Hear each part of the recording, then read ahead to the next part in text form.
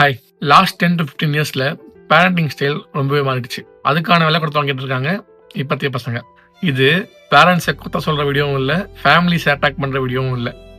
அப்புறம் என்ன, நம்ம இதுக்கு மேலேயும் தள்ளிப்பட முடியாத ஒரு சோஷியல் வார்னிங். அப்படி என்ன மாறுது அப்படின்னு நீங்க கேட்கலாம். எல்லாமே உங்களுக்கும் எனக்கும் தெரிஞ்ச விஷயம்தான். 10 வருஷத்துக்கு முன்னாடி நம்ம கிட்ட நிறைய டைம் இருந்துச்சு.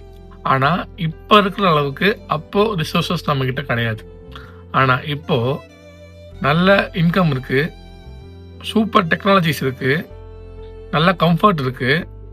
ஆனா எமோஷனல் ப்ரெசன்ஸ் தான் இல்லை. வேர்ல்டு ஹெல்த் ஆர்கனைசேஷன் WHO அவங்க கிளியரா சொல்றாங்க, 2 வயசுக்கு கீழே இருக்க குழந்தைங்களுக்கு டெக்னாலஜி தேவையில்லை, மொபைல் ஃபோன் தேவையில்லை, ஸ்க்ரீன் டைம் தேவையில்லை அப்படின்ட்டு. 2லேருந்து 5 வயசு குழந்தைங்களுக்கு 1 hour ஸ்க்ரீன் டைமே ரொம்ப பெருசு, ஒரு நாளைக்கு 1 hour ஸ்க்ரீன் டைம் போதும் அப்படின்ட்டு. ஆனால் சர்வேல என்ன சொல்கிறாங்கன்னா, அந்த 1 hour டைம் இருக்குல்ல, அதை மார்னிங் பிரேக்ஃபாஸ்ட்டுக்கு முன்னாடியே நம்ம பசங்களாம் பார்த்துடுறாங்களாம். ஏன்னா மொபைல் ஃபோன் இப்போது வெறும் என்டர்டெயின்மெண்ட் மட்டும் கிடையாது. அது ஒரு டீச்சராக, ஒரு கேர் கிவராக எமோஷனல் சப்போர்ட் கொடுக்க ஆரம்பிச்சிருச்சு. சரி, WHO மட்டும்தானா அப்படின்னா அது மட்டும் இல்லை, யூனிசெஃபும் இருக்கு. யூனிசெஃபும் ரொம்ப கிளியரா வார்னிங் கொடுக்குது.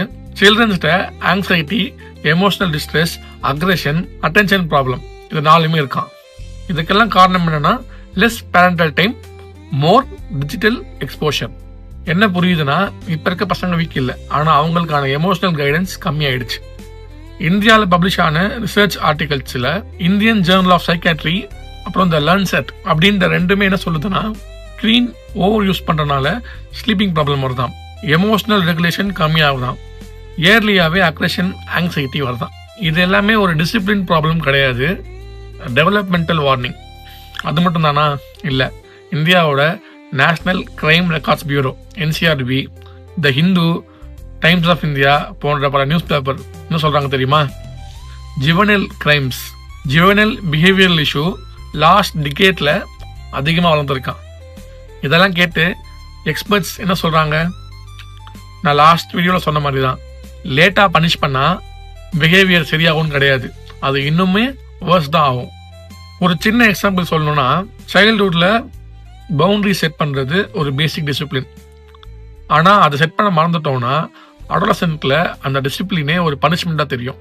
வயலன்ஸ், அடிக்ஷன், டிஸ்ரெஸ்பெக்ட், இது எல்லாமே ஒரு ட்ரெண்ட் இல்லை, இது எல்லாமே ஒரு delayed பேரண்டிங்கோட symptoms.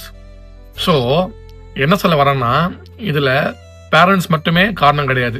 Parents, teachers, digital platforms, policy makers, நம்ம சொசைட்டி மொத்தமும் தான் இதுக்கு ரெஸ்பான்சிபிள். சில்ட்ரன்ஸுக்கு பர்ஃபெக்ட் பேரண்ட்ஸ் தேவையில்லை, அவங்களுக்கு ப்ரெசன்ட் பேரண்ட்ஸ் தான் தேவை.